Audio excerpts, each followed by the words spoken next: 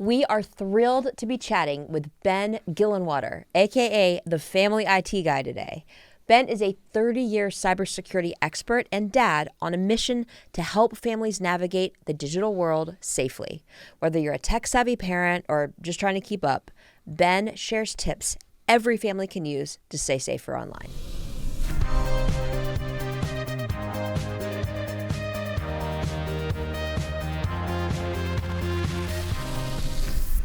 All right, so Ben, you've blown up just over the past year alone. Like, you've been doing this a long time, but the internet has really been like, oh yeah.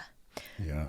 But for anybody who doesn't already know you, and they should, can you share a little bit about your background in cybersecurity first, and then how you became the Family IT Guy? Sure. Yeah. So I've been doing the tech thing professionally for over 30 years now. Wow. I started in 95 when I was 14. Right. Yeah. Because to be clear, I'm not in my 60s yet. I was like, by the way, separate podcast on what you're eating and drinking and right. What do you your do? exercise routine. Yeah. So, I started professionally when I was 14 and I never stopped. Wow. So I started working at a computer store when I was a kid because I used to go there on the weekends for fun. My dad would say, what do you want to do this weekend? Well, I want to go to the computer store and study all the parts. So I memorized all the SKUs and all the motherboards and all the hard drives and all the things. And then the manager of the store was like, what are you doing and who are you? And Who is this kid? So I started working there, and then one of our customers who was he ran a little IT business. He hired me to join him and help look after small business IT. Long story short, when I was 24, I went to work for a defense contractor to help run one of their data centers for their fighter jet programs. Wow. So I got to work in the building where the F-18 was built. And so on one end of the building was parts bins, nuts and bolts, and then on the other building was jets. And I got to go out on my lunch breaks and watch them assemble F-18s. And then I supported the engineering team that was designing the F-35 and a bunch of the drone programs. And so I looked after, we had a whole, it was like in the movies, if you ever seen the movies when people go into data centers and it's like rows and rows and rows of computers and there's robots and all kinds of stuff. So I helped run one of those. And then the group that I worked for, so Northrop Grumman was the company I worked for. Yeah.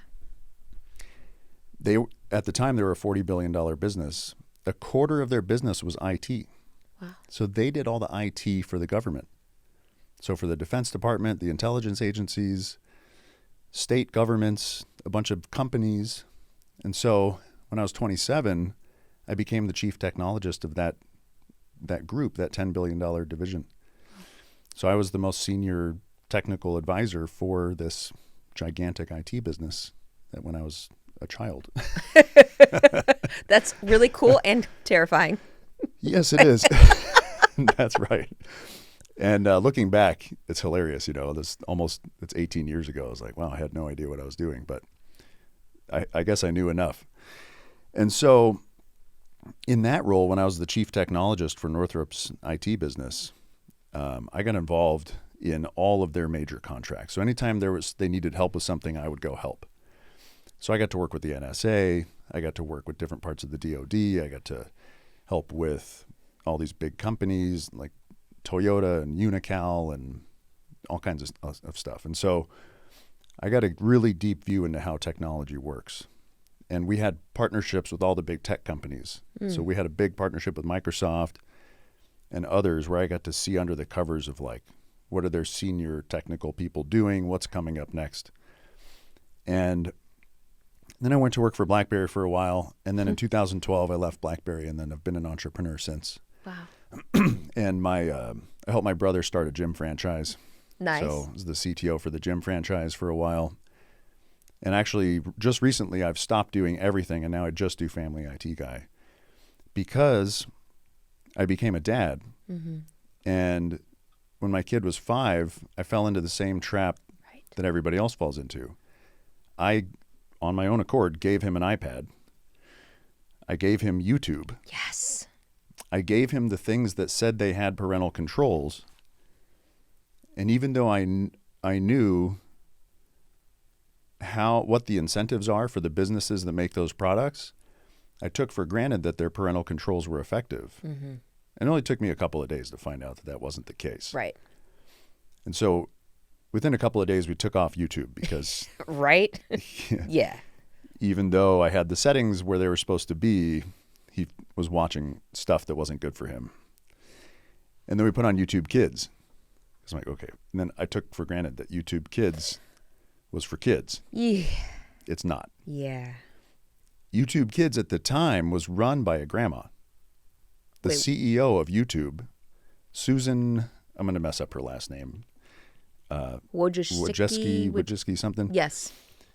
Was CEO of YouTube, right? It was a grandma. Okay, so you have this product that's, in a sense, made by a grandma. That has the word kids.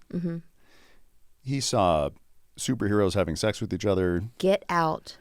In costume. Actually, don't get out because we're recording. But... Stay here. Stay here.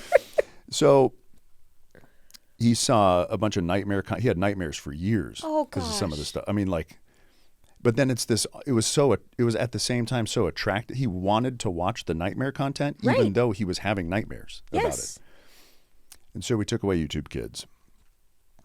And then I took for granted that the iPad with the parental controls would be an acceptable toy. Right. You think Apple, of all companies, should have rock solid, seamless parental controls. Yes. Think again. And, even aside from the parental controls, the device itself is so effectively designed. Yes. That it was like I gave him drugs. Oh, man. And I mean that there, in a way that's not literal, but also it is, of course, because there's dopamine. Yes. It's a chemical, effect. Right. But the reason I say that is because just experientially, he would wake up earlier in the morning to go get his iPad instead of getting ready for school. Yep. And he would come home from school, and he's a lucky kid. So one of his best friends lives across the street, such that when you open our front door, there's his front door. Okay, dream. Like straight line of sight. Yeah. And so typically the pattern is he comes home from school, drops his bag, and then goes outside. And then they meet outside, or he goes across the street to meet up with his friend. Instead, he would drop his bag and go to the iPad. And then at night or in the evening for dinner was a distraction from the iPad. And then going to bed, he'd want to go to bed later because, so we took away the whole iPad. And that was an adjustment, Oof. But took it away. And he would use it to communicate with family too, because he had some of his family was on Google Meet, some on FaceTime. So that was very unfortunate because he would do video calls with them. Right. So we would let him use our stuff for video calls as needed. So I tell the story because I am, objectively speaking, an expert in this field. I understand how these devices are built and why they're built the way they're built. And I fell right into it. And so if I study this stuff for a living, and it's all I think about 24/7, and then I hand these drugs to my kid and take it all for granted, how hard is it for people that have no tech savvy, which is most, right? Most people are not IT experts. 100%. Percentage wise. Right. So I think it really stood out to me. And then a bunch of people would ask me, hey, Ben, what should I do with my kid's device? And I started studying and looking and like, well, how should you set up your iPhone or your Android phone or your Chromebook? Yeah. Or your internet service provider settings Yeah. And all like, of it. How do you address addiction? And at first I took a technical approach. It's like, oh, well, you need technical filters and you need a custom DNS system that nobody knows how to set up. And you need all these other things that are really difficult to manage. And I started specifically focusing on this in January of 24. So we're filming in December of 25 right now. Yeah. And I have found that actually technology is the problem, but it is not the answer. Because I thought that it was the answer, right? I thought, it just changed the technology and then you can help to address the problem. But that's not the case, actually. I think we'll get into the details during our conversation today, but I think the answer is much more how we address our own behaviors as parents. The relationship that you have with your child, the modeling that you convey to your child. Yeah. Ben, I am so grateful that you shared that, because I'm out there all the time as, you know, a tech executive that has spent her career at the intersection of parenting and tech. If anybody should have made the right choices with her son, it was me. And like you, I did not. Oh, interesting. And so you are giving me some relief of like, wow, I mean, this guy, NSA, Northrop Grumman, like, and so just thank you for being so candid about that, because we're all struggling. Like, I'm going to, hopefully with therapy not, but like live forever with a bit of guilt of the childhood that my son didn't have and the innocence that was lost too early, because I didn't have the confidence or the insight to do what was right for him, despite what I felt in my gut. And I fell into that same mistake that a lot of parents make. Well, if everybody else is letting their kids play Roblox, like, I guess I'll let him, and no, don't do that. So how old is your son now? He's 10. Oh, okay. And do you have other kids? No, just one. Okay, I just have one as well. So, wow. Okay, we have so much to talk about. Yes.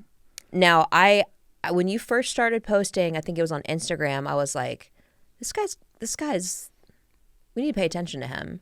And then all of a sudden you blew up. Was there like one post that just skyrocketed your following, or one collaboration? Like, where did you go from like, I'm doing this because it's necessary, to like, oh wow, people are paying attention? Yeah, it was Roblox. Oh, there you go. My top performing content was Roblox as well. Yeah. Yeah. It's a very, it's the perfect intersection of all the things. Uh-huh. Because it is,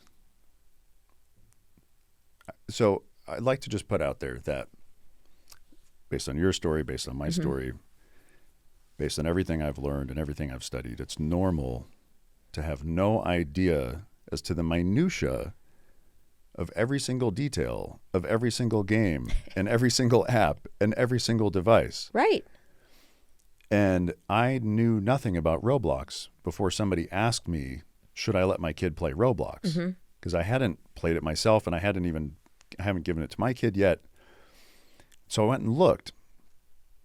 And I like to look at things from sort of like a base, like what are the base principles involved and what are the business incentives? Because one of my favorite phrases is, what gets measured gets done. Oh, we like that. We like that. And so KPIs. Yes, right? KPIs, key performance indicators. Yeah, for those of you who are in the For corporate the business lingo. nerds, Yeah. So what are Roblox's measurements? How do they measure success? Anytime you use something that's free, it's not free. Right. There's a cost. Right. So you're not exchanging dollars or pesos or whatever, your euros. What are you exchanging? Often you're exchanging your attention. For Roblox specifically, they want your attention because they know that the more time you spend on their platform, the higher the percentages that you will buy Robux. Right. So they are in the business of selling Robux. To 5 to 12-year-olds. Yes. As demonstrated by their partnerships with SpongeBob, Barbie, Disney. and Sonic. Yeah. These companies that are for young children. Wait, I think it's Disney. I just, OpenAI and they just Disney. partnered with ChatGPT. Yeah. So I don't know if Roblox actually partnered with Disney I'm not yet. sure either. So But I wouldn't be. Don't sue me. Yeah, I'm not sure. Right. Yeah. So, okay. So the reason that my stuff kind of blew up on Roblox is I look at it from the angle of like, what are they trying to do and why? Right. With our children. Yeah. And then also, instead of just reading the brochure, let me go test the thing myself. Right. Which is why I'm here today, because I got to test Bark products and I love Bark products, and the brochure actually matches the product. Heck yes. So on Roblox, the brochure, in a general sense, if you look at their website and their marketing materials, right, it's this really cool game. And it actually is a really cool game. It's a brilliant system. Right. It can teach kids how to code. So the games are made by other players. They're made mostly by other people. But the thing is, anytime you intersect free with what's called user-generated content, which is where like most of the things we consume on social media, Reddit, Roblox, things written by or made by other people, user-generated content. Or UGC. Yeah, UGC. If you have the intersection of free plus UGC, there's usually there's a mechanism behind the scenes that's the real driver for revenue. And in this case, it's Robux. And so Roblox knows that for every hour that each person spends on the game or in their system, their likelihood of buying Robux is X. Mm-hmm.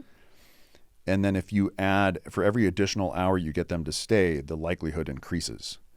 So therefore, they are incentivized to maximize the amount of time spent. If you're incentivized to maximize the amount of time spent, then you're incentivized to maximize the attraction of the content, regardless of its quality or its appropriateness. And so if you map that to children, that is why YouTube isn't safe for kids. That is why Instagram is not safe for kids. And that is why Roblox is not safe for kids. Because if they filter things effectively for children, they reduce the potential for buying Robux, which is in and of itself totally fair. However, Roblox markets to children. Right. So therefore, I have a problem with that. And since I tested the product myself, and so I read the brochure, and oh, okay, it's for kids. Let me go play the game. Mm-hmm. I found some stuff that, in my opinion, is bad for kids. And so there's 3 things that stood out. So the first one was a game called Public Bathroom. Oh. Yeah. Sounds a little edgy, perhaps. So I registered as an 8-year-old. Important fact. Right. So I didn't register as a 45-year-old. I registered as an 8-year-old. I'm 45 too, up top. Oh, high five. So I go into the game, and a lot of the games were locked. They had little padlocks. I could still see the thumbnail and the names of all these really sexual games. Oh, wow. But I couldn't open them to play them. Because Roblox knew you were 8. Yeah. Okay. And so their filtering system works most of the time. But you still saw a snippet. Yeah. Right. It's like, I remember when I was a kid, if you didn't have the right cable TV channels, they'd be fuzzy or there'd be snow. Mm-hmm. And then sometimes you could, is that a boob? You know, through you're like, I think, was that? What? It was like that, especially as a young boy. I'm like, whoa, right. Let me keep looking at that. Yeah. So it's like that. Yeah. But without the snowy, it's a clear thumbnail image of like what the thing is and the name and the description. So, which goes to show, by the way, that's because they're in the business of keeping your eyeballs, right? If they didn't do that, they would get less eyeball time. Exactly. They would sell less Robux. So I go into this public bathroom game that was not locked. It was not filtered. So I go in, and it's like the YMCA by where I live has this big indoor pool. And so it reminds me of this like kind of YMCA style, just massive indoor pool. And then around the thing that was not like the YMCA was that around the edges of the pool were beds. And then there's characters humping each other on the beds and making very sexual noises. Oh my gosh. And it's in stereo. So as you walk around, you can hear the one on the left and you can hear the one on the right. And I have a recording of this on my TikTok. So I recorded myself playing the game. Oh my gosh. Yeah, we need to link to that in the comments. Yeah, I'll send you guys the Oh my gosh. the link. And so I was like, okay, this is not really for 8-year-olds. No. So I leave the pool area and I walk into the bathroom component, which is the main theme of the game. And then so you have bathroom stalls, and then you have these like bathtubs with curtains, shower curtains. And there's people going in and out of the stalls and the bathtubs together and like humping each other in the bathtubs. Okay, so this is interesting. Mm-hmm. And then I played a game called Rob Mom, where you're dropped into a room where you can get a gun, and then there's a big projector on the wall that says who the name of the wealthiest person, so you can go kill the rich people. And then there was an Apple store, and I got to shoot the Apple store employees, and the cops showed up, and then they shot me. Right, as I'm an 8-year-old. Right. So, and I was playing it in a way where like, what would I do if I was 8? 100%. So I'd get the gun and go shoot people because like it's a video game, and you know. And then I played the game that is the feature game when you first drop into Roblox. It's Dress to Impress. Oh boy. So then my character turned into a little girl wearing underwear. Okay. And then you're in a place where you can go shop for outfits. Mm-hmm. And the reason that you shop for outfits is so that you can compete with the other girl figurines for who's the sexiest. I have played that game with my son as well. And that was one of my first realizations of like, this isn't for him. Right. But please continue. It just, and there's a lot of, I say all this recognizing that everybody has their own values, right? Like, yeah. So this is through the lens of my values, and my values, my like family values tell me that, so I teach my son to respect girls. We have conversations around the fundamentals of respecting yourself and respecting the girls that are around you. Mm-hmm. And the way you do that is you support them, you don't touch them.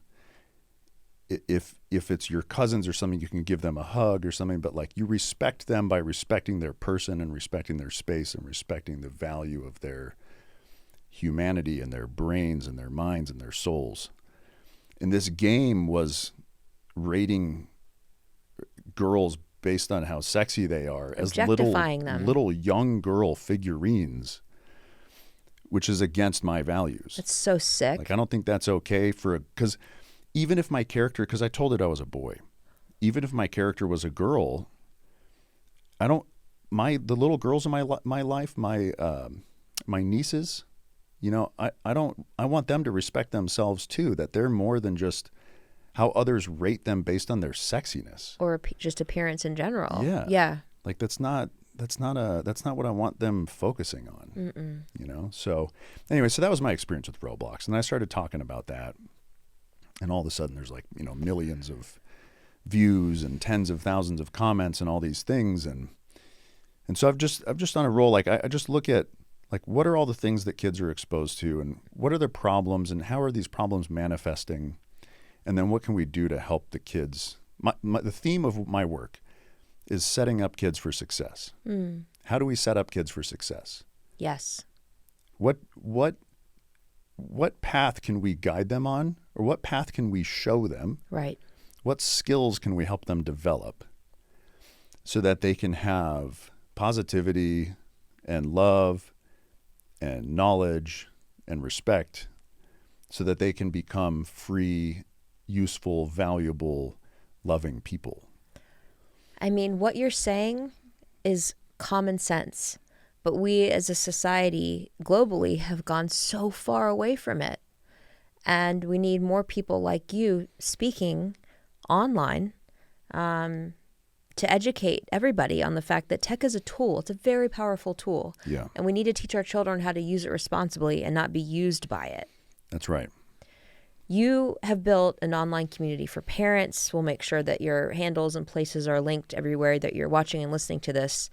But can you just tell us a bit more about that and what parents can expect when they join? Sure, yeah. Okay. So my website is familyitguy.com. It's amazing that was available. Same. When I found that, I was like, awesome. Take that. This is the one. Winning. Yeah. I like this. And it's the Family It Guy too. So, yes.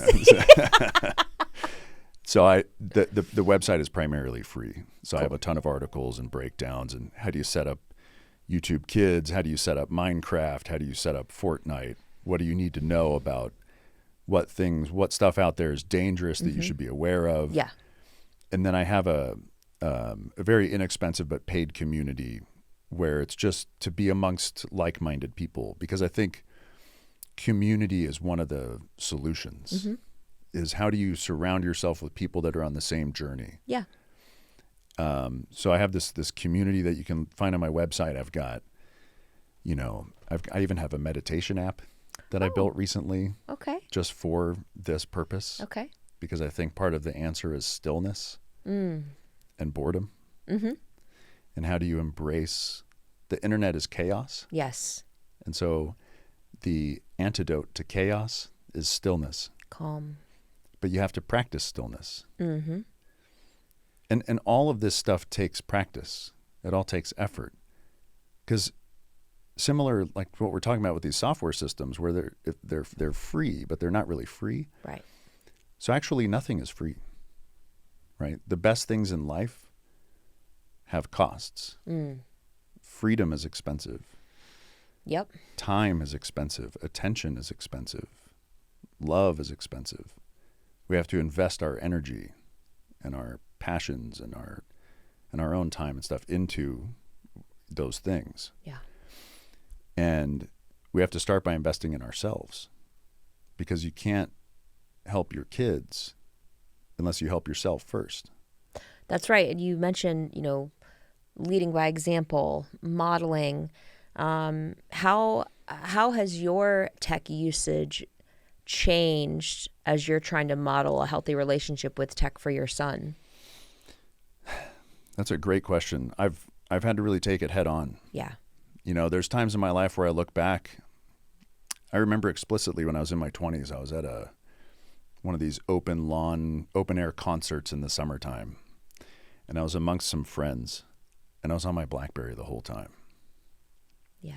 And one of my friends was like, "Hey man, like, that's, it's Hello. kind of rude. And Yeah. like, what are you doing?" Right. And now that I have a kid, I mean, I work all the time. So I work like 6 days a week, 10 to 12 hours a day, sometimes like 16 hours, depending on the day. So one of the things I've done is to make sure that I don't work 7 days a week is my wife and I and our son have all agreed to take Sundays off. And so Sundays are no outside world day. Oh. Sundays are no tech. Sundays are no external signals. And so Sundays are like disconnect and focus on each other. So that's one of the things. That has been the most impactful. It's our son's favorite day. It's my favorite day. It's my wife's favorite day. It's probably our dog's favorite day. Totally. Our bikes get used the most on Yes. Sundays. Our board games get used on Sundays. Our barbecue gets used on Sundays. I have to fight the desire to take my phone and check something or do something. Mm-hmm. It's just drawing at me, even if it's in a different room. Mm-hmm. What I do day to day is when I'm done with work, I turn my phone on Do Not Disturb mode, and I have it set up where it sets it to black and white. It turns off all the notifications. Nobody except for my family can call me. Amazing. No dings, no buzzes. And then I also am very conscious, and I'm definitely not perfect at it, but whenever my son is with me, I fight my best to not touch my phone. Yeah. Because my fear is that any of his moments include my phone being in the way. Right. Of him wanting to say something, of him wanting to make eye contact with me, of him wanting to come and hug me. Mm-hmm. That makes me emotional. Me too. I was like, whoo, whoo. These are the things that are in my mind. And so in the mornings I wake up before he does, and my routine is like I make coffee and I have this little thing I do. And then now that it's funny because like I don't use social media personally, and I actually luckily one of my friends helps me with my social media because I don't even know how, and so she helps me post all the right things. Like I don't know the difference between this kind of post and a story and this stuff. You know? You're probably so much healthier because of that. Oh my gosh. That's great. I have no idea what's going on. I don't check the news. It's amazing. Wow. But I do have to check. I check all my comments. Okay. Because people ask me for help. Yeah. And I want to reply to people. And so part of my routine now is checking all my comments. Okay. And then when he wakes up and he comes out of his room, I put my phone down. Beautiful. And then I try to put it face down. Yes. So that I don't see it light up or anything. Mm-hmm. So I'm just basically throughout my routine every day, I'm thinking, how can I distract from the thing that's trying to get my attention, from the thing, literal thing that's trying to get my attention, so that the person that's trying to get my attention can have my attention. Yes. How can I be present with the people who are actually in my presence versus the hundreds or thousands of people that I'm connected to? Yeah. And so I think I like this concept of attention as a currency. Yes. And we have a few currencies. We have time, we have attention, and then we have the currencies that go in an actual bank, like the dollars, of which I have few of all of those. They're all scarce. But attention is the one that I think about the most. So when you ask about adapting the way that how do I interact with technology, I think about it in the context of attention. And attention can be taken and it can be given. where am I consciously giving my attention? What am I consciously allowing to take my attention? And what am I unconsciously allowing to take my attention? And is it being zapped from the stuff on my phone and from the outside world? I see my phone as a proxy to the outside world. Yeah, there's an opportunity cost. Yeah. Yeah. And that cost is heavy. And you can't get it back. You can't make more attention. You can make more money sometimes if you're lucky, but you cannot make more attention. Or more time. Or more time. Yeah. And I'm here for my family. I'm here for myself and my family. And first. And the outside world and all the rest of that desires my attention in any way, positive or negative, that's secondary. And that's my approach. That's the basics of my approach. I love it. I hope we can all take just one little tidbit away from that and start to make some subtle but very powerful changes within our own homes. Speaking of that, I'm going to ask you for the top 3 things, but if you've got 4 or 5, feel free to share them. But what are the top 3 things you would never let your child do as the cybersecurity expert that you are?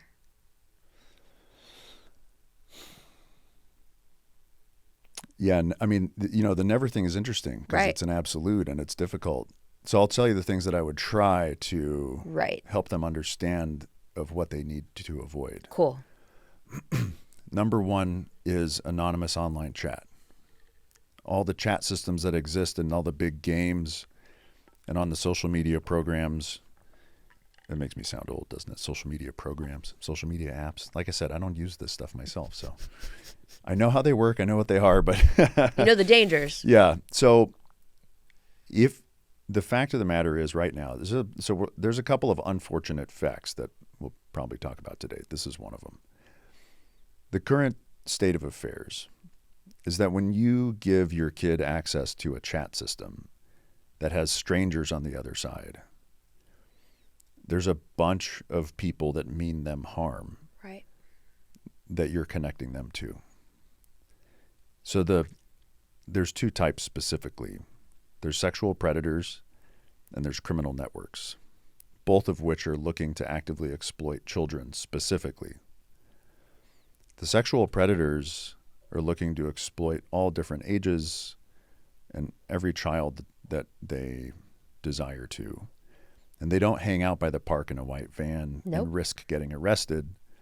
They hang out on the internet behind a VPN using proxies so that nobody can figure out who they are, so that they can trick kids into thinking that they're kids and that they can become have some kind of relationship with them and then convince them to do things and basically groom them, which grooming means to get somebody used to something that they're not already used to. And so to slowly get them used to things so that before they know it, they're doing something that they probably shouldn't be doing. And then eventually, potentially even use that to exploit them in person, which happens a lot. Mm-hmm. The criminal network kind has automated hunting programs that primarily target teenage boys. Yeah. And the reason they do that is because the biology is easy to take advantage of. Yep. Just like I talked about when HBO in the 90s with the snowy, is that a boob? If teenage boys have a proclivity that their biology drives them towards, where if you pretend that you are on the other end, if you're a creep that's a 45-year-old man in Manila and you send them a picture of yourself supposedly that's like an attractive girl and hey, send me a picture back, they will. Yeah, the odds are in your favor. Yeah. Mm-hmm. To the effect that this happens to boys multiple times to the same boy. I mean, the biology is so strong, of course, that you can do it again and again and again, re-victimize the same person. It's so horrific. I mean, the FBI has released multiple warnings this year alone about the rise in sextortion, and not just younger, older teen boys, 17 years old. Yes. And then they're so ashamed. They're so afraid. They're like, I can't possibly reach out for help. I can't tell my parents about this. Yeah. And then they die by suicide.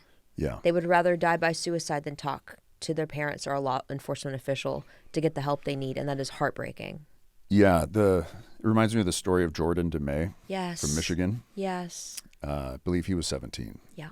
And that was one of, this work has me crying at my desk sometimes, and that was one where it's just like so heavy to read, but everybody should read about that story because it's not uncommon. And his mom has said since that she didn't know what sextortion was. He probably didn't know what it was either. Right. Most people don't. I mean, this is not this is new stuff. Right. This is a new form of crime. Yeah. In fact, the statistics specifically on sextortion are fairly remarkable in a very bad way. So I like to look at, when I look at statistics, I like to look at the change over time to indicate, is the problem static or is it changing? Is it growing or shrinking? Right. This problem is growing very quickly. So I'll give you some numbers. Please. So there's a tip line that the National Center for Missing and Exploited Children runs. Yes. 1-800-THE-LOST. Yes. So the National Center for Missing and Exploited Children is a group that's funded by the U.S. Congress, and they participate with a lot of the states' Internet Crimes Against Children task forces, and they collaborate with the FBI, and they collaborate with tech companies so that if somebody exploits you with an image of yourself, they help you get it removed. Yes. So they keep track of the stats. So specifically for the category of the number of times that adults sexually exploited children via the internet in 2023 was 187,000. In 2024, And that's just known. that's known, reported to a single tip line. Right.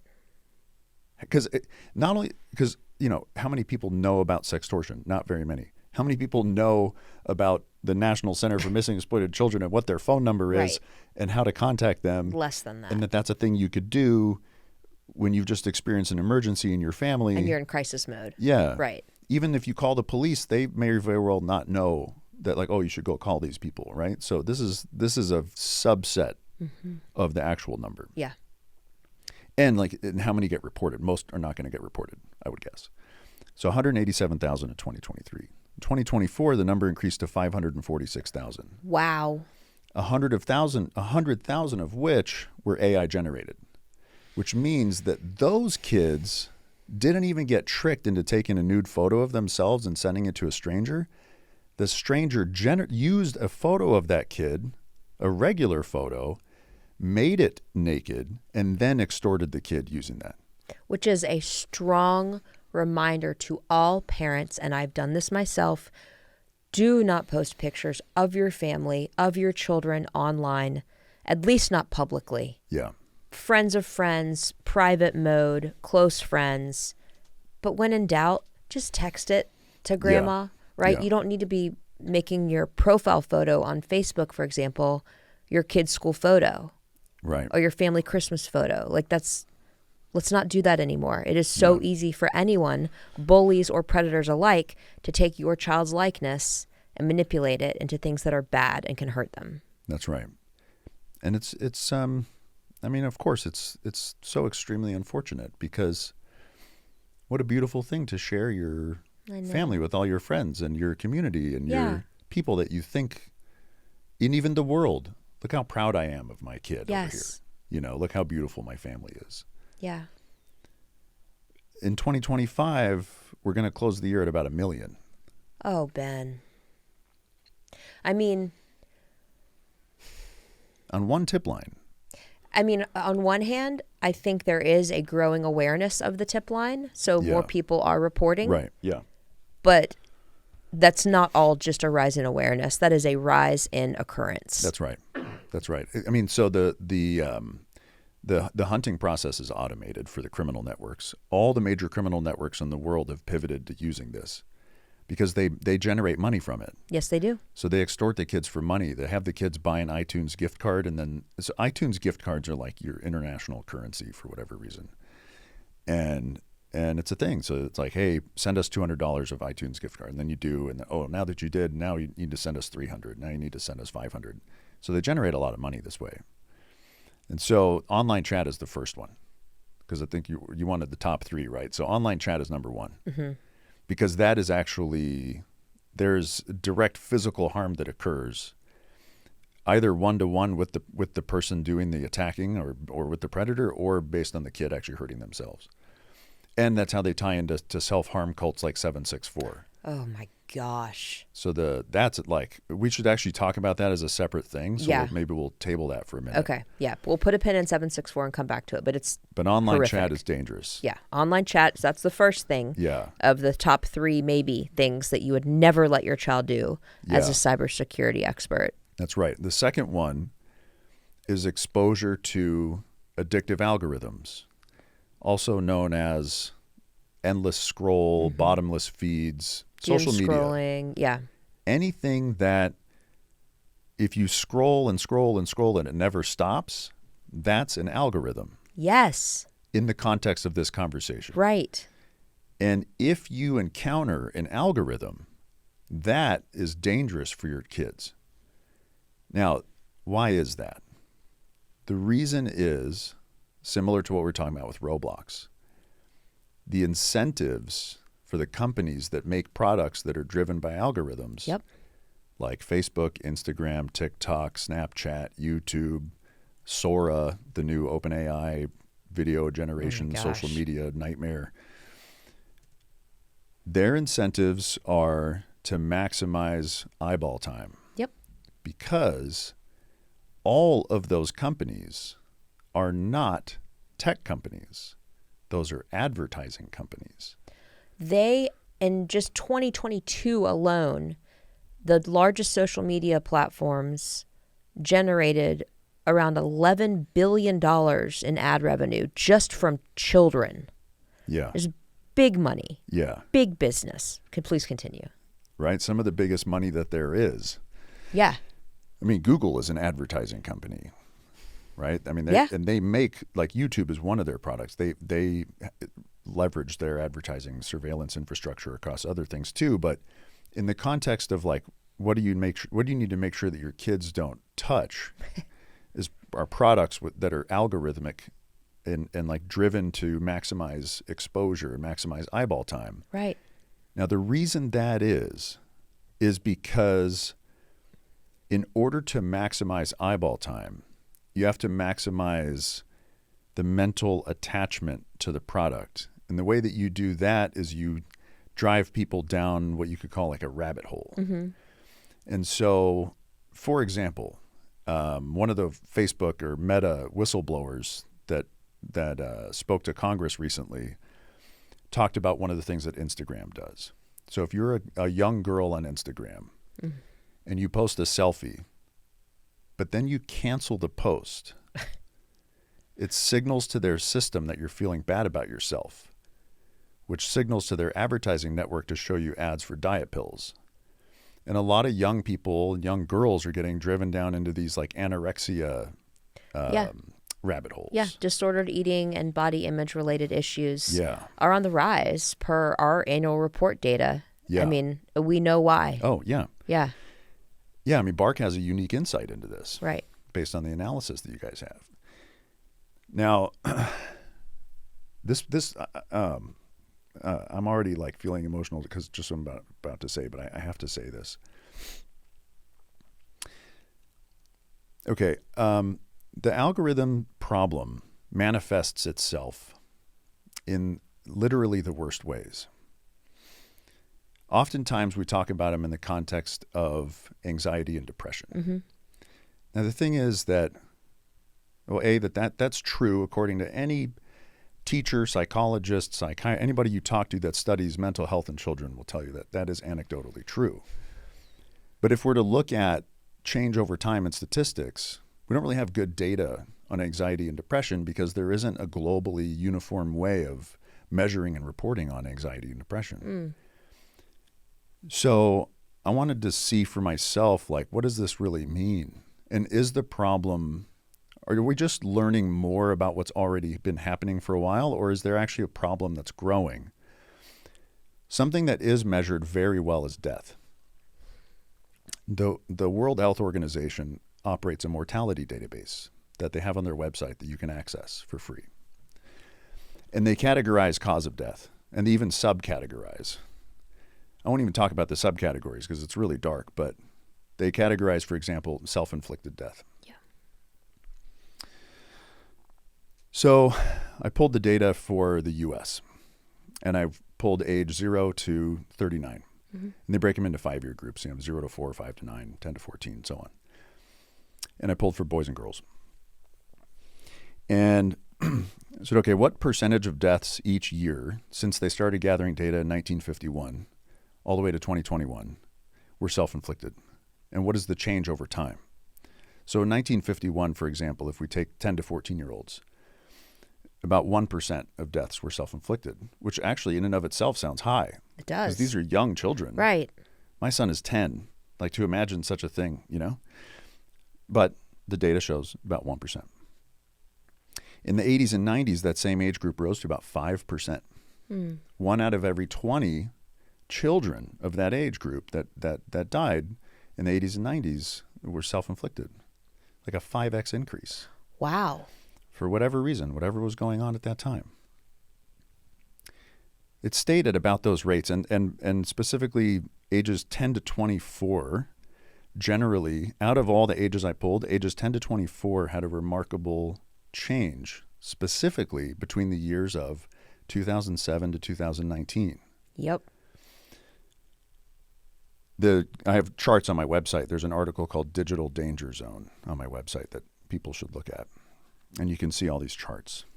And so I was like, what was happening during these years between 2007 to 2019?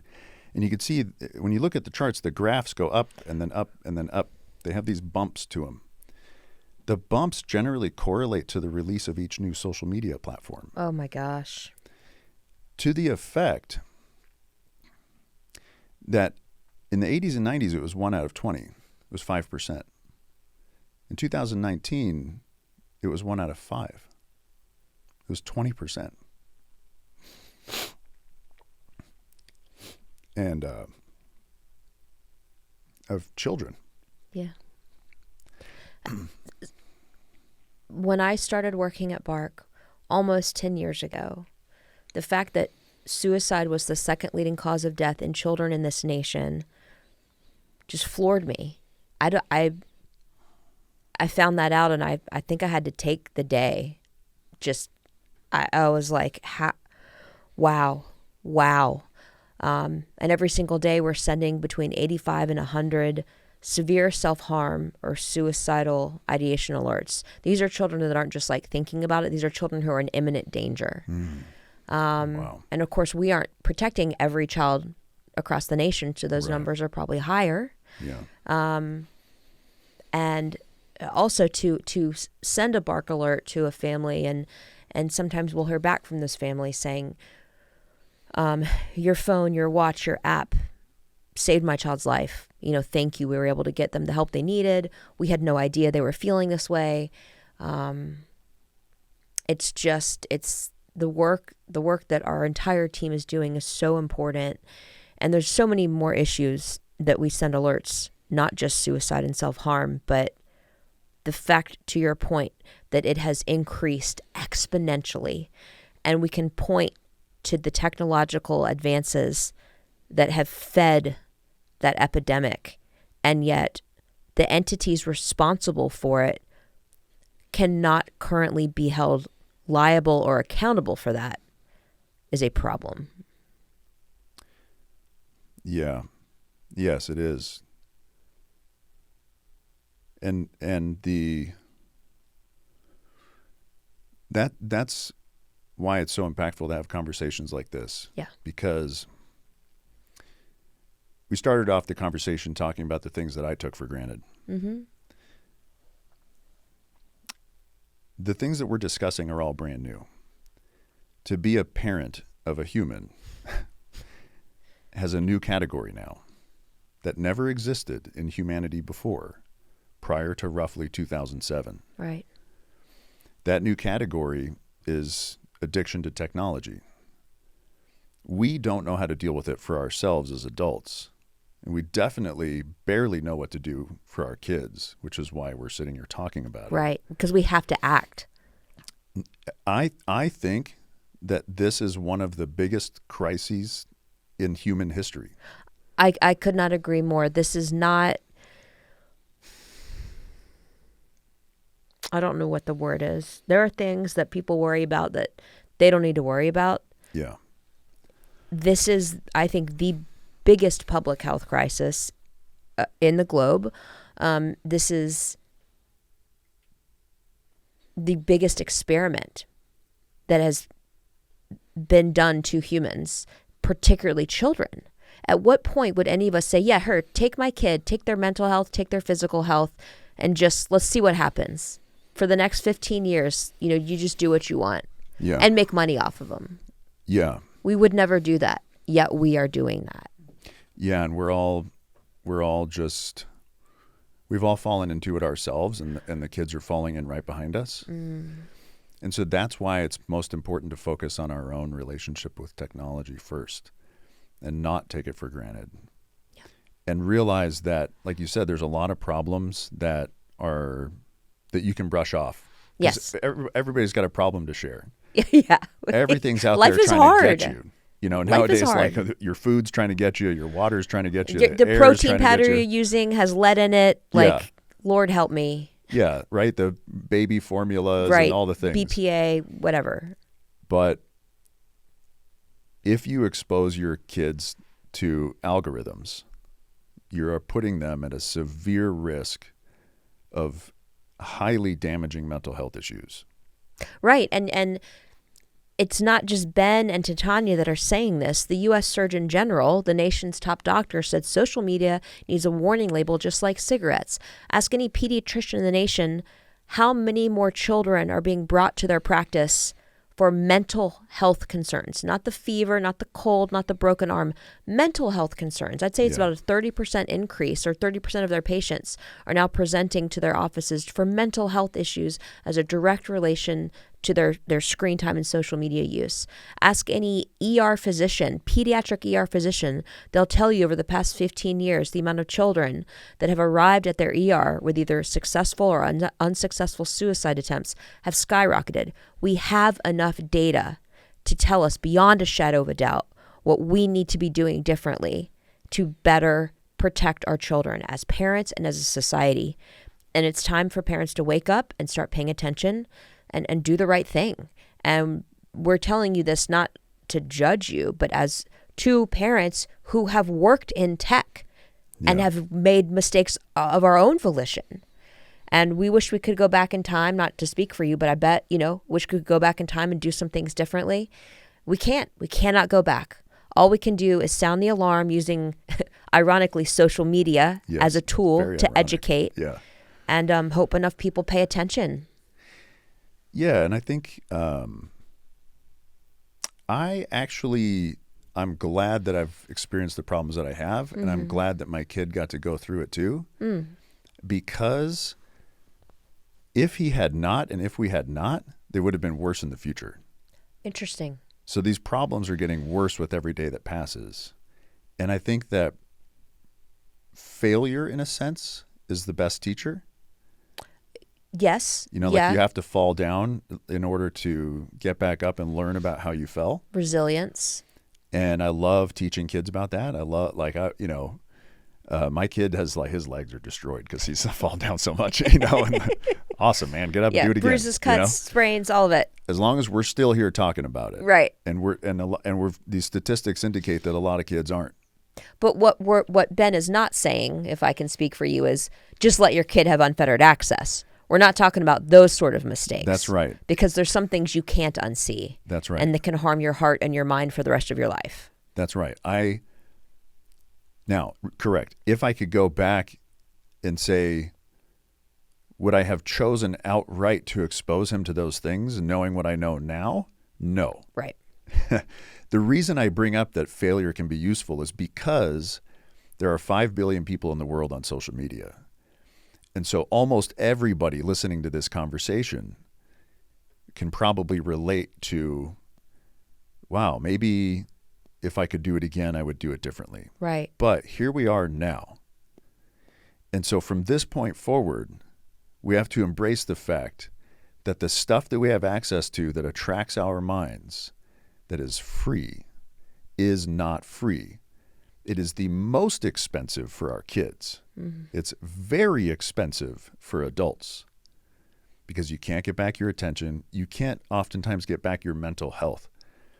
Mental health, there's this guy, Dr. Daniel Amen. Oh, yeah. It's great. Big fan. He's actually why I made the meditation app. Nice. He describes a meditation protocol. I built the app on his protocol. Nice. Because I went looking for an app that did what he describes, and there wasn't one. Brilliant. So I just made my own. Brilliant. So I like his stuff. What's the app called? It's called Being. Being. And Apple it's Store, on, Google Store. Apple Watch, iPad, iPhone, Apple TV, and Android. Nice. And I have it on my watch. I actually used it before this. Okay. And it's so he describes this process where it's a 15-second breathing cycle, and if you do it 4 times, it makes you feel calm. So I call the app Being 1 Minute to Calm. Ooh, very cool. We'll hopefully remember to drop a link to that as well, because that sounds like it can help people. Yeah, and so you have to invest in all that to say. Dr. Amen has a lot of great stuff around the importance of mental health and investing in mental health. And you have to practice it. You have to invest in it. You have to make trade-offs of your own. So first of all, recognize the trade-offs you're making right now every time you open Instagram. Yeah. What are you trading? And what are you showing your kids?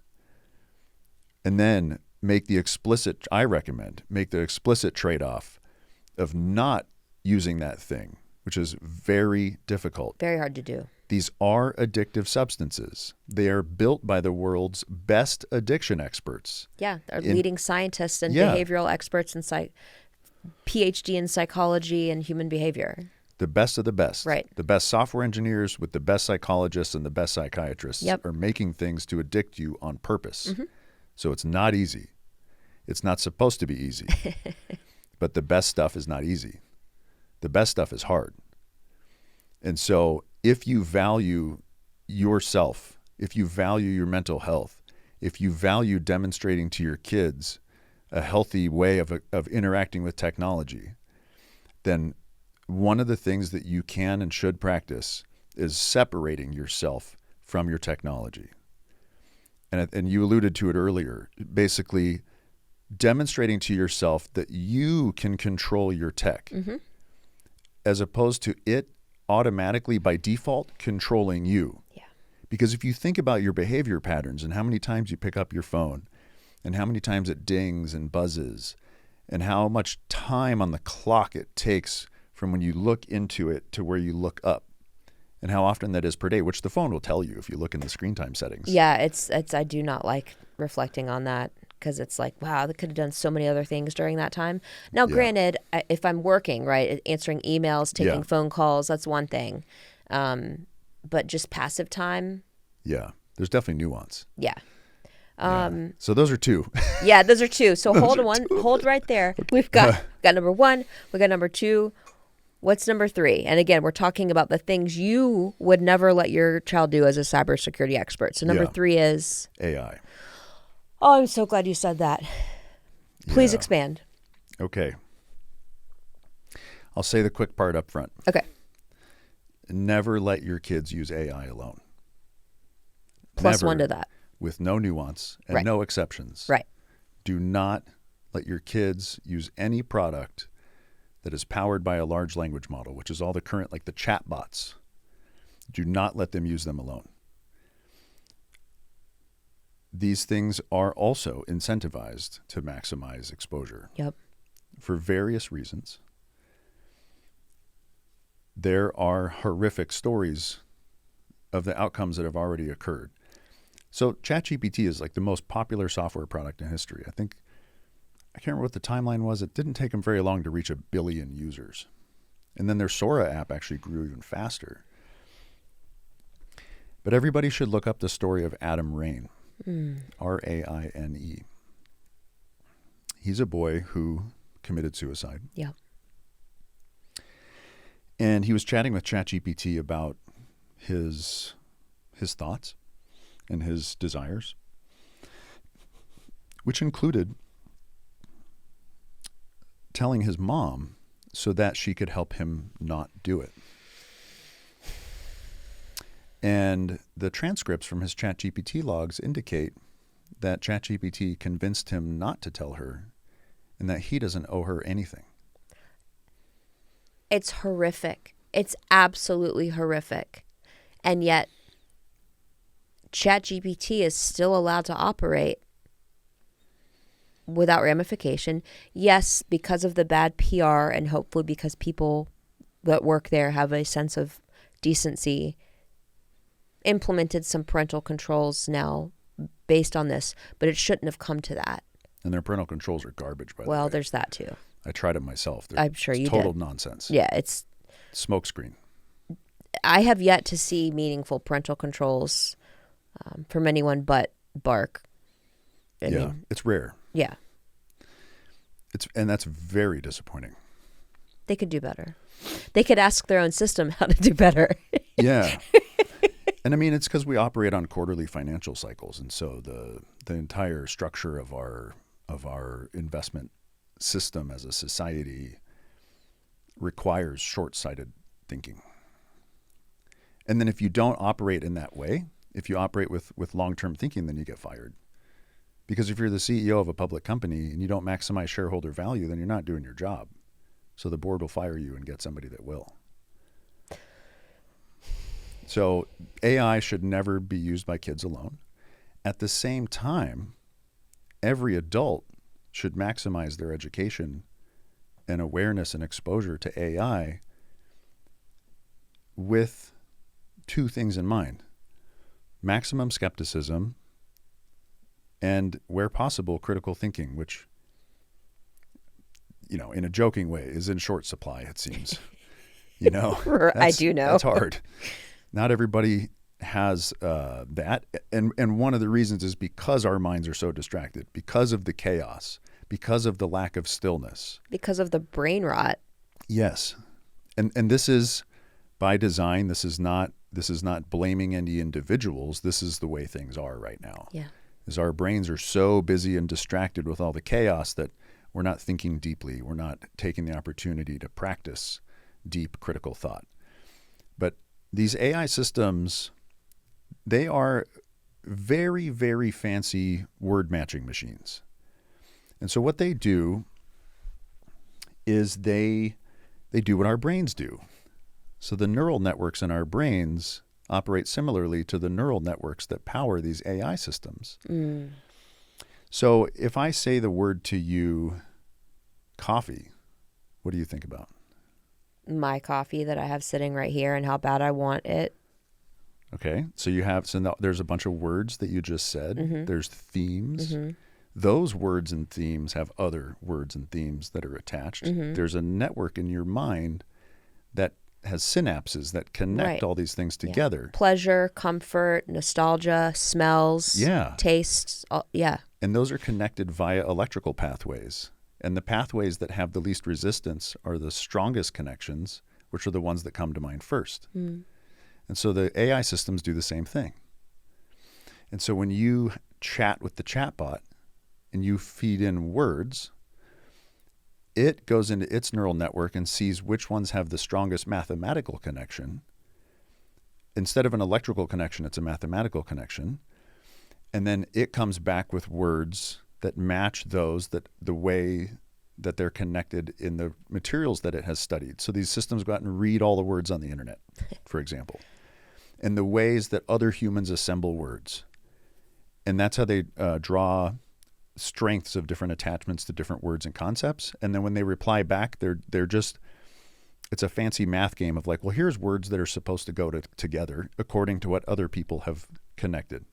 That's all there is to it, right? That's the core. I mean, that's very, very simple, but like that's the core of what's going on. And the reason that's important to understand is because when anybody, a kid or adult, uses one of these systems, these systems are not designed to be truthful. No. They're not designed to be useful in a sense. I mean, they are in a sense, but they're also not. They're just designed to connect words in a mathematically viable way. And those word connections can be used to great extent, right? Everybody's used it by now. We all know how magical these things feel. But for a kid, I again, back to family values, right? Personal values, family values. I value honesty and I value usefulness, and I value constructiveness, and I value like benefit of the doubt and positivity. And these systems don't contain those values. They just contain math that connects words in ways that other people connect words.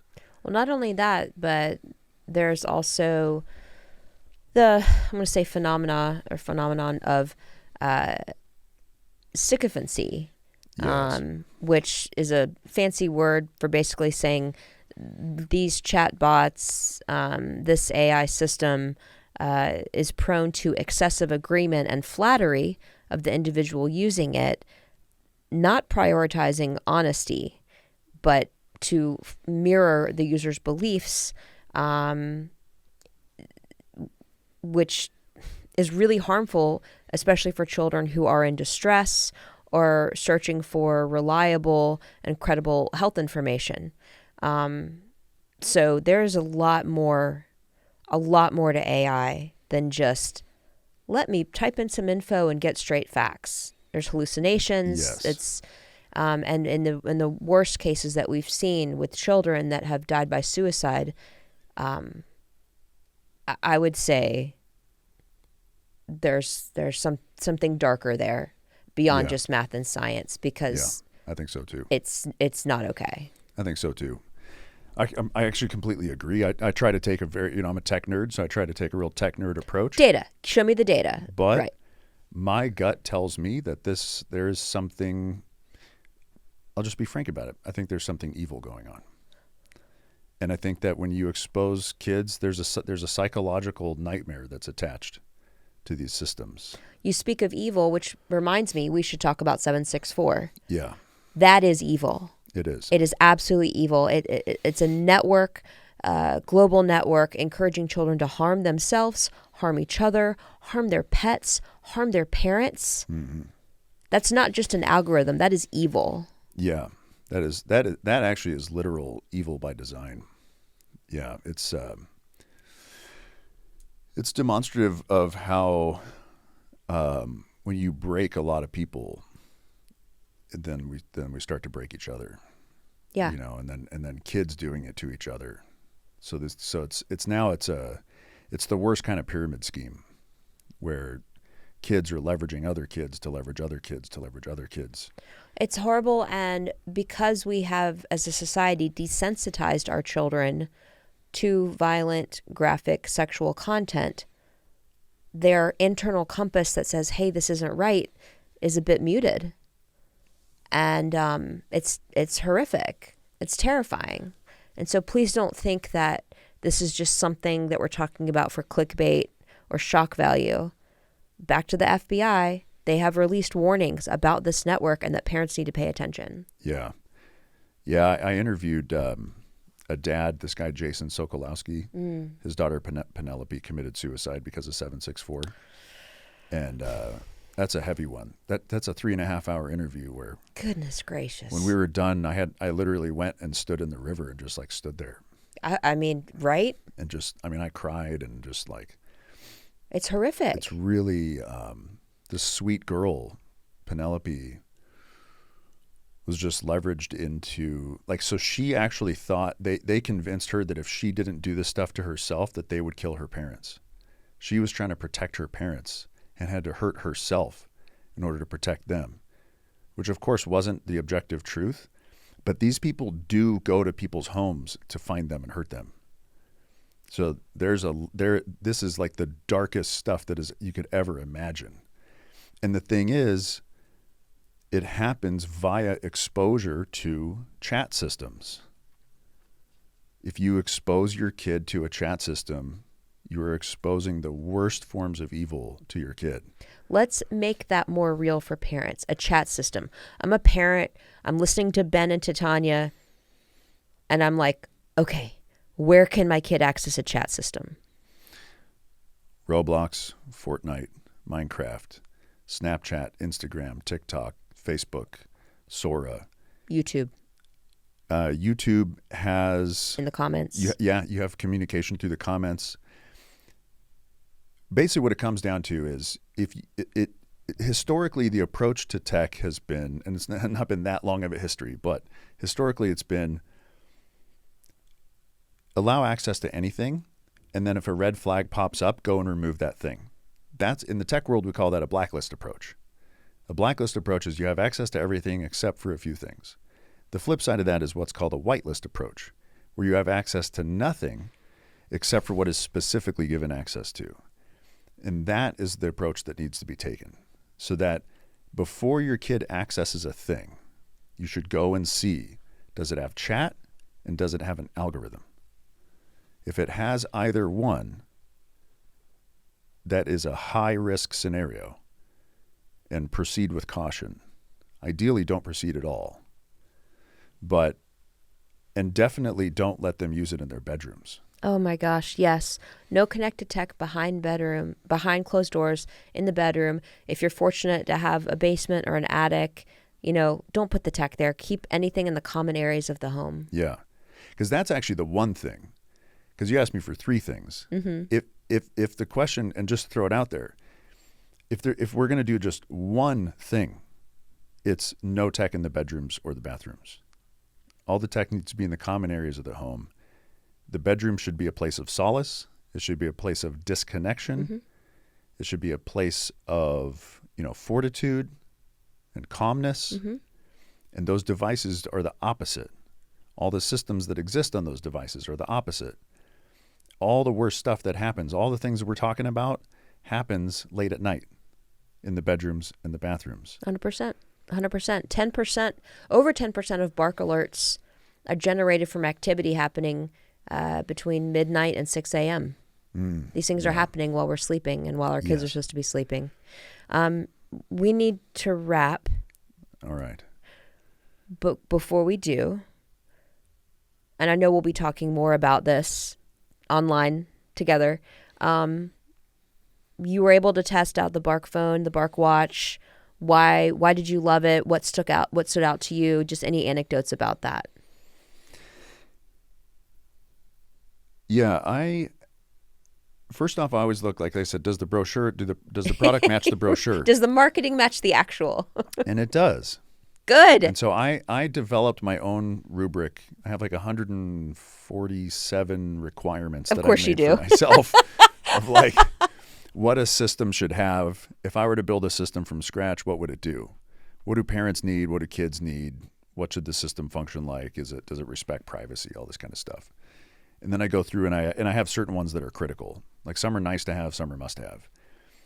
So Bark meets all the must-haves, and it actually functions in a way so that a system is useless if parents can't use it themselves, if parents can't figure it out. Mm-hmm.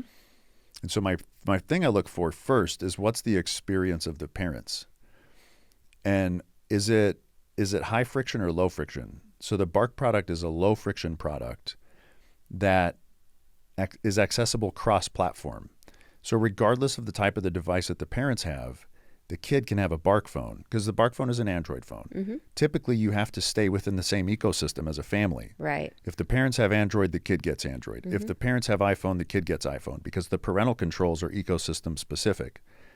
But Bark is not ecosystem specific.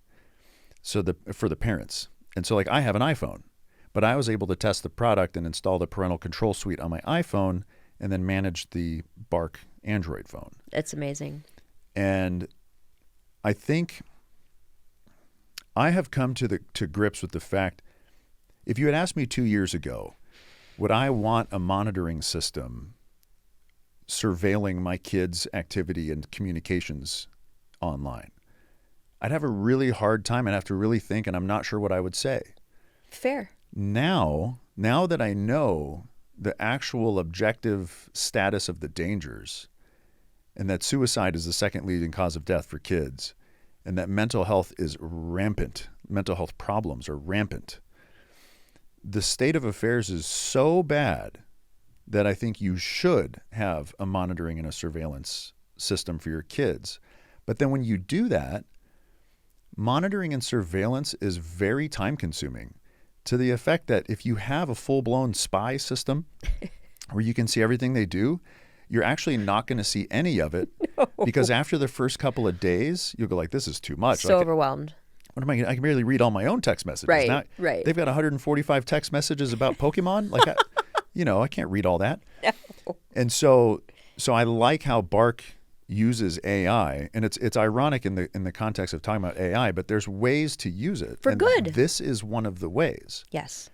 To say, hey, parents, of all the 1,000 text messages, this one message should catch your attention that you might want to look at, and it just shows you the 1 or 2 messages that are relevant, so that it's privacy respecting while also alerting you to the most important things, and that the filters are effective. And most importantly, they're tamper-proof.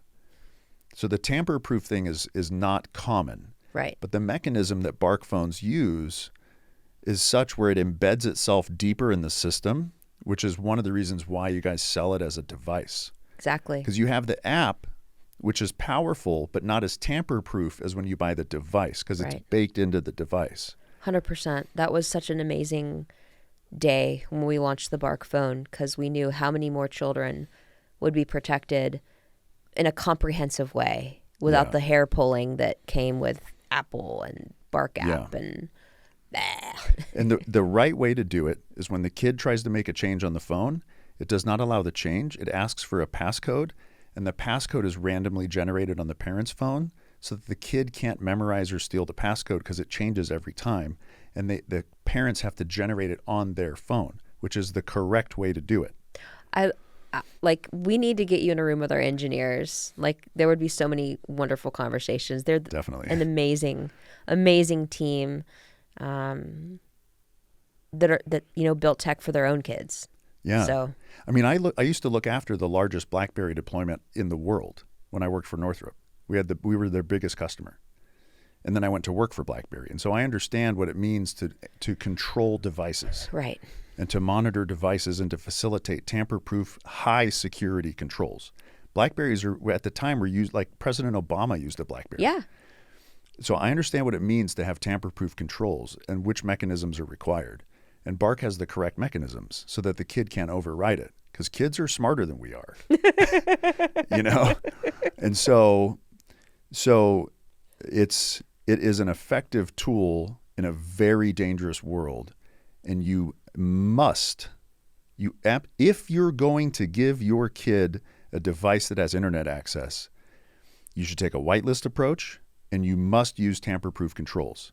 If you do not do those things, they will encounter stuff that they shouldn't encounter, and it might end up hurting them. Mic drop.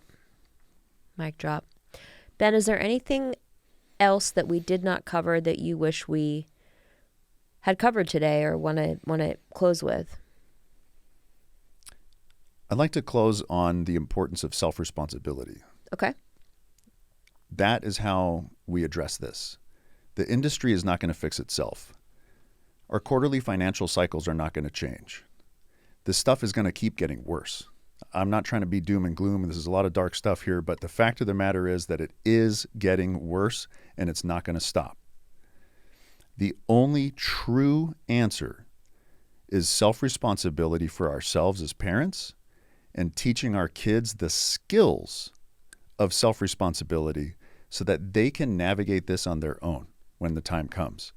Because we can have rules, because remember, like laws and all this stuff, those are rules. Those aren't skills. Right. Rules don't work. Skills work. So we have to develop the skills ourselves by practicing separating ourselves from the technology, by practicing stillness, by practicing focusing inwards and letting the outside world be ignored. Because at the end of the day, they are less important than you are. And they are less important than your kids are. They is all the social media people and all that stuff and everybody on YouTube. Self-responsibility is the deepest answer. So we must focus on ourselves, tell our kids what we're doing with ourselves. Hey, kid, look at my screen time. I'm going to try to reduce that next week. Let me show you whether I did or not. Yeah, and if you don't, that's okay. Try it again. Show your kids that failure is normal. Try again. Bring them on the journey with you so that when they leave the house, they've seen it before, they know that it can be done, and that they have the skills that they need to survive and to be set up for success. It's amazing. I look forward to watching more content from you, especially on even more tips on helping to develop that sense of self-guided self-responsibility in your children, because that's a skill set that I think every parent is craving. So I'll keep an eye out for that. Ben Gillenwater, familyitguy.com. Amazing URL. Everybody go check him out, follow him. Thank you so much for being here. Thank you for having me.